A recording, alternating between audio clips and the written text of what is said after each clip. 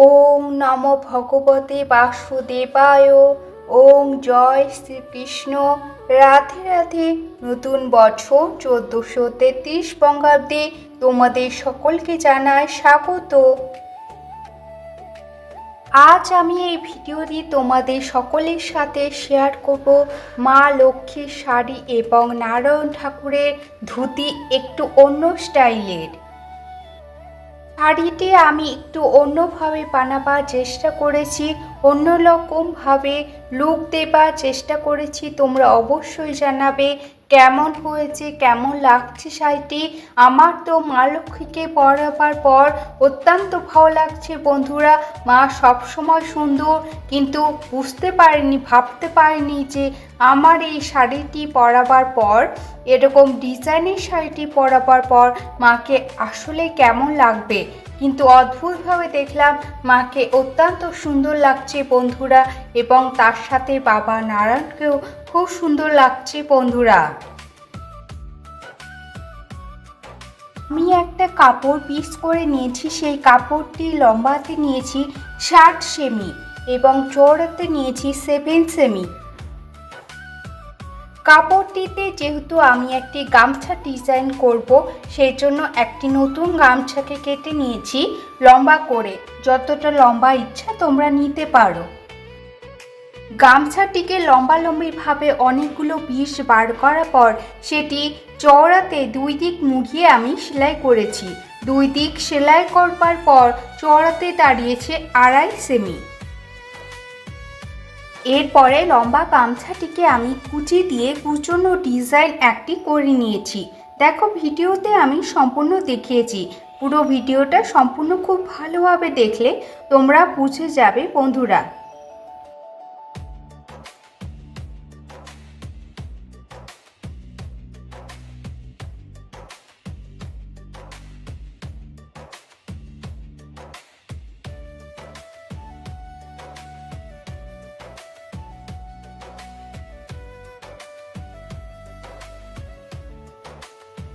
এই লম্বালম্বিভাবে কেটে নিয়ে গামছাটি আমি যে কুচি দিয়ে ডিজাইন করে নিয়েছি, সেটাকে এবার লম্বা কাপড়টি নিচের অংশটিতে পুরোটা লাগিয়ে নেব। মা লক্ষ্মীর যতটা লম্বা প্রয়োজন তোমরা ঠিক ততটা লম্বা একটা কাপড় নেবে। সেই কাপড়টি নিচের অংশটিতে আমরা এই কুচনো লেসটি বা কুচনো গামছাটি বসিয়ে নেব। যে ডিজাইনটা করব সেটার জন্য এই প্রক্রিয়াটি করতে হবে। তোমরা ভালোভাবে ভিডিওটি দেখো। ভিডিওতে প্রত্যেকটা অংশই আমি খুব ভালোভাবে দেখানোর চেষ্টা করেছি।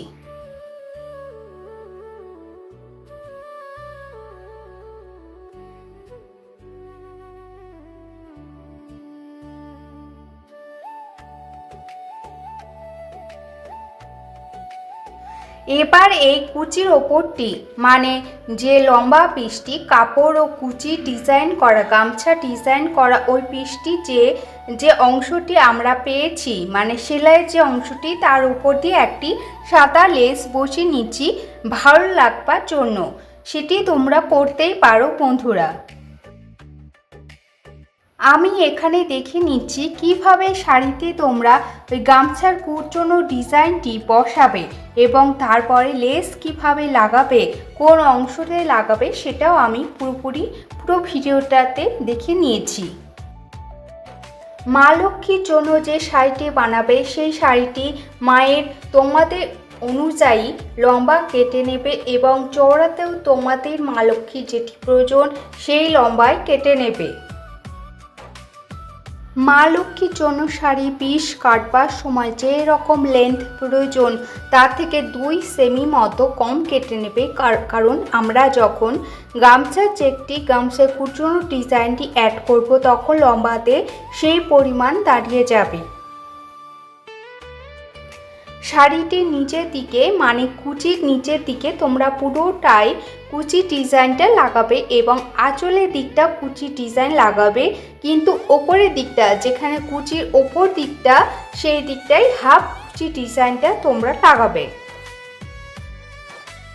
সম্পূর্ণ ভিডিওটি তোমরা খুব ভালোভাবে দেখলেই আশা করি বুঝতে পারবে। শাড়িটিতে কুচি রেডি করে নেবার পর আমরা এখানে কুচিটি সেলাই করে নেব, সেই কারণে আমরা কুচিটি করে নিচ্ছি এবং খুব ভালোভাবে সেলাই করে নেব।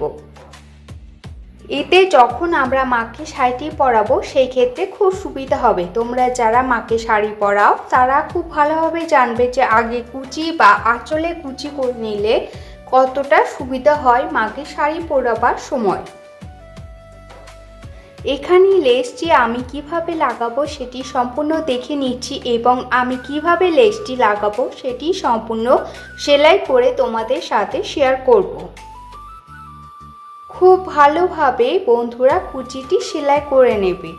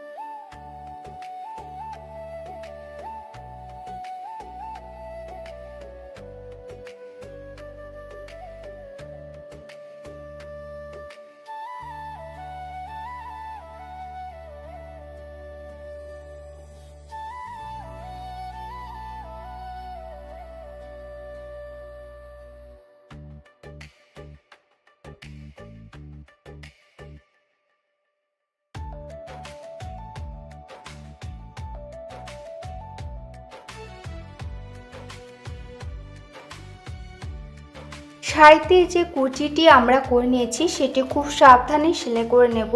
এই পুরো শাড়িটি তোমরা হাতেও সেলাই করতে পারো, সেক্ষেত্রে কুচির জায়গাটি খুব সাবধানে সেলাই করতে হবে বন্ধুরা। কুচির জায়গাটি হাতে সেলাই করলে তোমরা ডবল সেলাই করে নেবে অবশ্যই। এবারে কুচিটিতে ফিতে পরাবার জন্য আমরা ফিতের ঘর তৈরি করে নেব, সেটি মনোযোগ দিয়ে তোমরা দেখো, অবশ্যই বুঝতে পারবে বন্ধুরা। তাও আমি একবার বলে দিচ্ছি, কুচির নিচের দিকে আমি একটি কাপড় বসিয়ে নিয়ে সেটি সেলাই করে নিচ্ছি কুচির সাথে এবং তারপরে কাপড়টিকে মুড়িয়ে নিয়ে ভিডিওতে দেখানো অংশ অনুযায়ী আমরা কাপড়টি মুড়িয়ে নিয়ে ওপর দিকে রেখে আবার একবার সেলাই করে নেব। রেডি হয়ে যাবে আমাদের ফিতে রেডি করবার ঘর।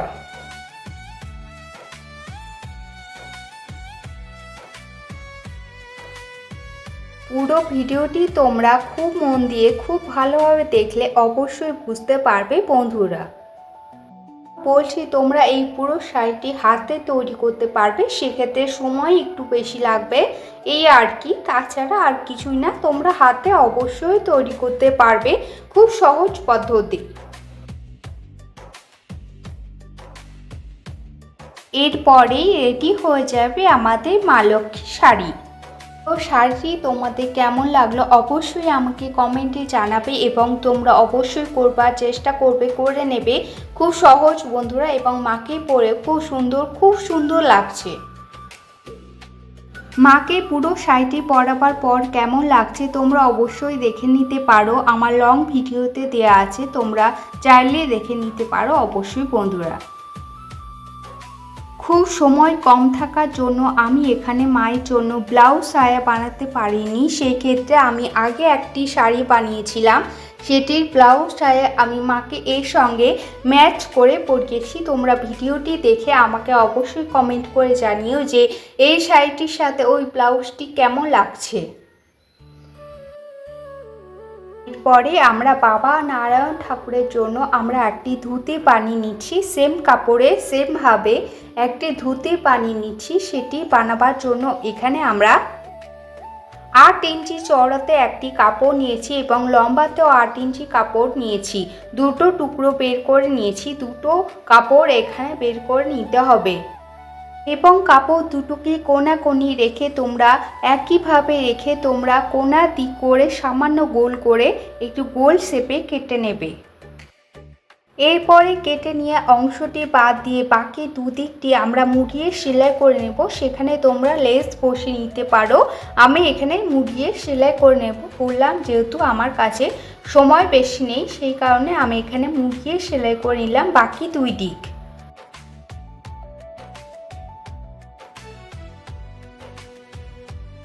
এরপরে ধুতি বানাবার জন্য যে অংশটি আমরা কেটে রেখেছি সেটি মিডিল পয়েন্ট বের করে একটি চিহ্ন করে নিয়ে আমরা কাপড়টিকে কুচিয়ে নেব। কুচিয়ে নেবার জন্য দুই দিককার কুচি এক দিক মুখে যেন হয় সেইভাবে আমরা কুচি দিয়ে নেব এবং তারপরে পিন আটকে নেব। তোমরা ভিডিওটি সম্পূর্ণ দেখো, তাহলে আশা করি বুঝতে পারবে আমি কিভাবে কুচি দিয়েছি।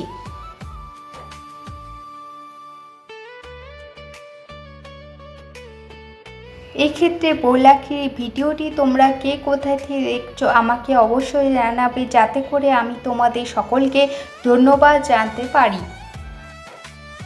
এবং পুরো ভিডিওটার সাথে তোমরা যারা রয়েছো তাদেরকে জানাই অসংখ্য অসংখ্য ধন্যবাদ। ভিডিওটি ভালো লেগে থাকলে অবশ্যই লাইক, শেয়ার, সাবস্ক্রাইব করে আমার পাশে থেকো, বন্ধু হয়ে আমার সাথে থেকো।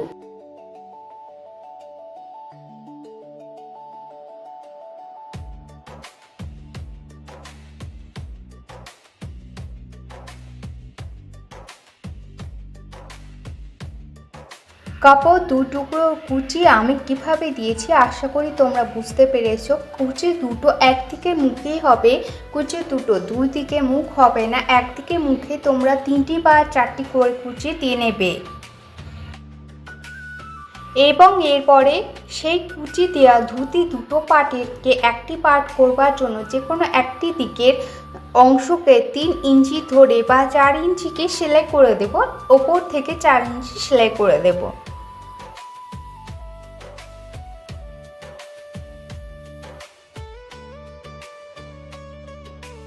এরপরে আমরা ফিতে পরাবার জন্য ঘর শাড়ির মতো করে সেমভাবে তৈরি করে নেব। এই ভিডিওটিতে তোমরা বুঝতে না পারলে অবশ্যই শাড়ি ভিডিওটি দেখো, কিভাবে আমি ফিতে তৈরি করবার ঘর তৈরি করেছি সেমভাবে এক্ষেত্রেও তোমরা সেই ঘরটি বানিয়ে নেবে।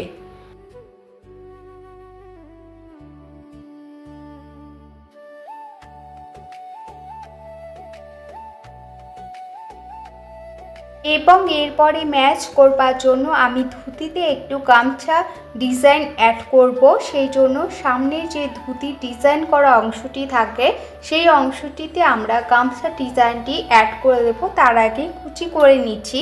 এই কুচি ডিজাইনটিও সেমভাবেই হবে, ধুতির যেমন দুটো মুখ একদিকে হয়েছে গামছাটিতেও সেমভাবেই তোমরা কুচি দিয়ে নেবে। পরে তোমরা কুচির ওপরে অংশে মধ্যের অংশে ওপরটার মধ্যে অংশে কুচিটি অ্যাড করে দেবে, তাহলে রেডি হয়ে যাবে আমাদের ধুতি, নারায়ণ ঠাকুরের জন্য ধুতি। অ্যাড করে এই শাড়ি ধুতিটি কেমন লাগছে অবশ্যই আমাকে জানিও। সকলে ভালো থেকো, রাধে রাধে।